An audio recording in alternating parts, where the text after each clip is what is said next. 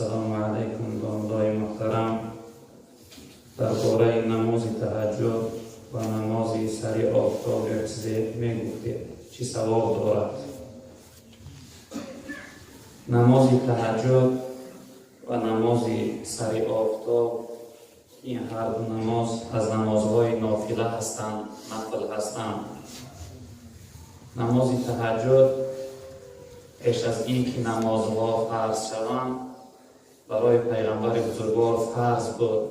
خداوند امرش کرد که استعیذ بالله و من اللیل فتهجد به نافلة لک عسى ان یبعثک ربک مقاما محمودا. صدق الله العظیم. رب العالمین کوی محمد صلی الله علیه وسلم شبها خیز نماز تهجد بخوان. پروردگار میخواهد که تو را به مقام محمود برساند. مقام محمود یک درجه خیلی عالی هست، بلندی هست در جنت که انسان در روز قیامت خداوند وقتی همه را حساب و کتاب میکند اون درجه یعنی که یکم جا شخصیتی که یکم جا را بگیرد، یعنی در امتحان و سنجش خداوند انسان به مقام محمود میرساند. پیغمبر بزرگوار گفتند خداوند برای من امر کرده است از خداوند امید دارم که مقام محمود درجه و مقام من باشه. یعنی که نماز تهجد نماز شب را میگویند وقتش بعد از نماز خفتن تا پیش از صبح هست، تا صبح دمیدن. کمترین جناب پیغمبر صلی الله علیه وسلم 2 رکعت نماز تهجد خواندند و از همه زیاد 12 رکعت خواندند و بسیاری حدیث ها یعنی روایت شدن که جناب پیغمبر صلی الله علیه وسلم 8 رکعت نماز تهجد میخوندن. کلمه تهجد به معنای شب عبادت کردن، شب حرکت کردن میشود.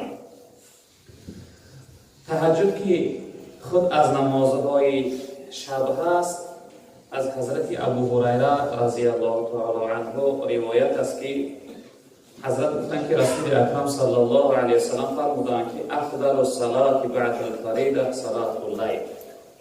جناب پیامبر گفتند بهترین نمازها بعد از نماز فرض این نماز شب است. بهترین نماز از نمازهایی که نافله نفل هستند بعد از نماز یعنی چی؟ نمازهای فرض بهترین نماز نماز شب است. جناب پیامبر صلی الله علیه وسلم در روایت دیگر که این حضرت امام احمد روایت کرده است که شخصیت نزد پیغمبر صلی الله علیه وسلم آمدن پرسیدند که یا رسول الله ای الصلاة افضل، یا رسول الله کدام نماز بعد از نمازهای فرض کدام نماز بهتر است؟ پیغمبر بزرگوار صلی الله علیه وسلم گفتند که الصلاة فی جوف اللیل، که نماز در نیم شب خواندن، یعنی در نیم شب نماز خواندن این بهترین عبادت است. از حضرت عایشه مادرمون رضی الله تعالی عنها روایت است که حضرت گفتند پیغمبر بزرگوار صلی الله علیه وسلم به چنان نماز شب زیاد می‌خواندند که حتی پاهای مبارک دردمند می‌شدند و باری پا خسته نمی‌توانستند، بعد از اون به باری دست‌ها قپیده بلند می‌شدند. حضرت میگه من گفتم به سوی جناب پیغمبر صلی الله علیه وسلم یا رسول الله خداوند گناهی پیش قفای شما را بخشیده است، شما اینقدر یعنی طاعت عبادت زیاد میکنی، نماز شب زیاد میخونی. پیغمبر بزرگوار گفتن یا عایشه افلا اکون عبدا شکورا. تنها عایشه وقتی خداوند گناهی پیش قفای من بخشیده باشد آیا من از جمله بنده های شکرگزار نباشم؟ در برابر اینکه خداوند تمام گناه من بخشیده است من طاعت عبادت شکرانه یعنی این بخشش خدا را به جا میارم.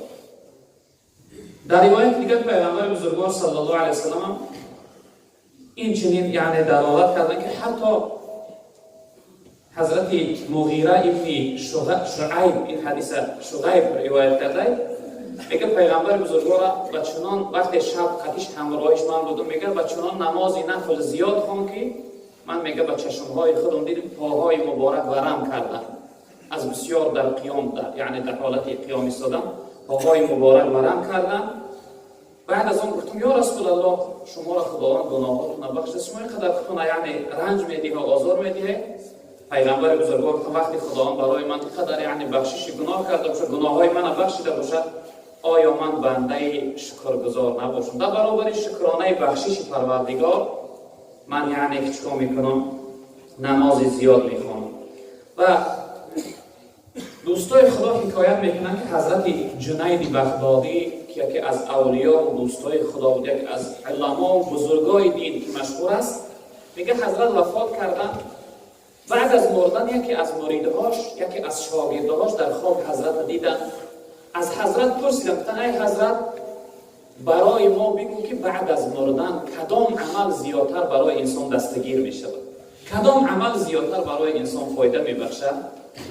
میگه حضرت جواب گفتن که یگان عمل برای من به اندازه 2 رکعت نماز شب دستگیرم نشد. یعنی 2 رکعت نمازی که شب تنها خودم بدم الله میدانست، یگان عملم به اندازه 2 رکعت نماز شب برای من دستگیری نکرد. و این خاطر نماز شب جناب پیامبر بسیار وصف کردن.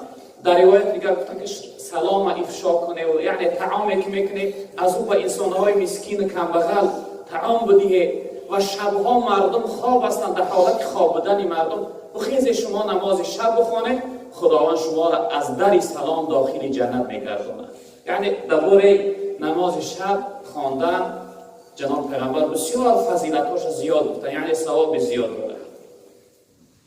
و نماز سری افتاب این نماز ضحی میگویند، نماز اشراق هم میگویند.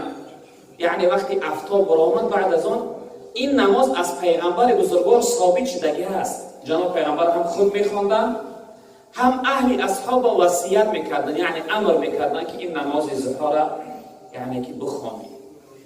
این نماز وقتش بعد از برآمدن افتاب، وقتی که افتاب با مقدار یک تیر نیزه یعنی از بالای همون کوه خیلی بلند شد که یعنی دیگه وقتی برآمدنش دور شد، از این لحظه وقتش داخل می شود تا وقتی قیام، تا وقتی قیامی که نماز پیشی می دراید، تا پیش از قیام نماز ضحی را خوانده می شود. اکنون عددی نماز ضحی، نماز سری افتابی که برادر پرسیده است، عددش یعنی که وقتی پیغمبر بزرگوار اهل اصحاب فرمیدن 2 رکعت فرمیدن که 2 رکعت نماز ضحی را، نماز سری افتاب ترک نکنید. اما حضرت عایشه مادرمون رضی الله تعالی عنها روایت میکنه که پیغمبر بزرگوار صلی الله علیه و سلم خودشون یعنی چیکار میکردن؟ 4 رکعت میخوندن. این حدیثی صحیح است. حضرت عایشه مادر میگن که کان رسول الله صلی الله علیه و سلم یصلی الضحى 4. پیغمبر بزرگوار یعنی 4 رکعت نماز سری افتاب میخوندن.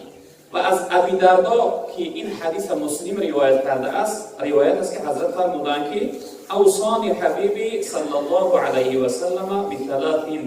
گفتن دوستم پیغمبر بزرگوار من وصیت کرد، نصیحت کرد به 3 چیز. لن ادعهن ما عشت، مادامی که زنده هستم این 3 وصیت پیغمبر من ترک نمیکنم. یعنی جناب پیغمبر من 3 چیز من نصیحت کرده، وصیت کرده تا وقت زنده هستم گفتن این 3 چیز ترک نمیکنم. اینا چی هستن؟ بصیام 3 ایام من کل شهر. یکمش جناب پیغمبر گفتن که از هر ماه 3 روز روزه بگیر. یک روز اول، یک روز مابین یا یک روز آخر، یا که 3 روز اول، 3 روز مابین، 3 روز آخر. یعنی که از هر یک ماه جناب پیغمبر گفتن 3 روز روزه بگیر. و صلات الضحى و نماز سری افتاب، نماز ضحی را حضرت گفتن که برای من پیغمبر بزرگوار وصیت کردم. و این و بان لا انام حتی اوتر، و اینکه تا اینکه صلات نماز ویتر ادا نکنم من خواب نمیرم. یعنی بعضی برادرها سوال میکنن که جناب پیغمبر بسیاری وقت نماز ویتری واجبه، یعنی پیش از صبح میخوندن، برایش که ما مذهب حنفی مذهبا در حال بعدی خفتن میخونیم. دلیل چی است؟ دلیل این حدیث ها هست. حضرت ابو هریره هم این حدیث روایت کرده، حضرت ابی دردا هم روایت کرده. جناب پیغمبر گفتن که ای ابی دردا، ای ابو هریره، تا نماز ویتر تا نخوندی خواب نرو. چون که حضرت ابوبکر این طرز میخوندن، وقتی که نماز خفتن میخوندن در حال نماز ویتر واجب از قفاش میخوندن. پرسیدم گفتن ای حضرت ابوبکر گفتن که ای امیرالمومنین با چی خاطر شما این طرز ویتر واجب میخونه؟ حضرت گفتن که یک امر خدا در بالا آمده است، میترسم که ترکش نکنم. با این خاطر در حال یعنی که میخونم ویتر واجب و بعد از آن خواب میکنم. و درباره نماز ضحی روایتی هست از حضرت ابوذر رضی الله تعالی عنه که این حدیث مسلم روایت کرده است، حدیث صحیح است، حضرت گفتن که پیغمبر بزرگوار صلی الله علیه و سلم فرمودند که یصبح علی کل سلامه من احدکم صدقه. گفتن وقتی هر کدام شما از خواب میخیزید بیدار میشوید تمام اعضای بدن تو سالم و سلامت است، یعنی دردمند نیستید. در روایت دیگر جناب پیغمبر حضرت عایشه مادر روایت کرده که جناب پیغمبر گفته که انسان در بدنش 360 پیوند دارد، یعنی 360 بقوم است. این پیوندهایی که یعنی چی از انگیش باشد، چی از آرنج باشد، چی از کتف باشد، یا از زانو از گوجینک باشد، این چنین پیوند انسان 360 پیوند داشته است در بدنش. جناب پیغمبر گفتن که برای هر یک پیوند وقتی انسان میخیزه سالم یک پیوندش در حرکت و در کار است، برای انسان لازم است که صدقه کنه. پیغمبر بزرگوار گفتن. بعد از اون حضرت فرمودند که فکل تسبیحه صدقه، هر تسبیحی که شما میگید یک صدقه حساب میشود. یعنی در هر یک سبحان الله گفتن شما خداوند اون یک صدقه که در گردن شما هست و از گردن تو ساقط میکنه.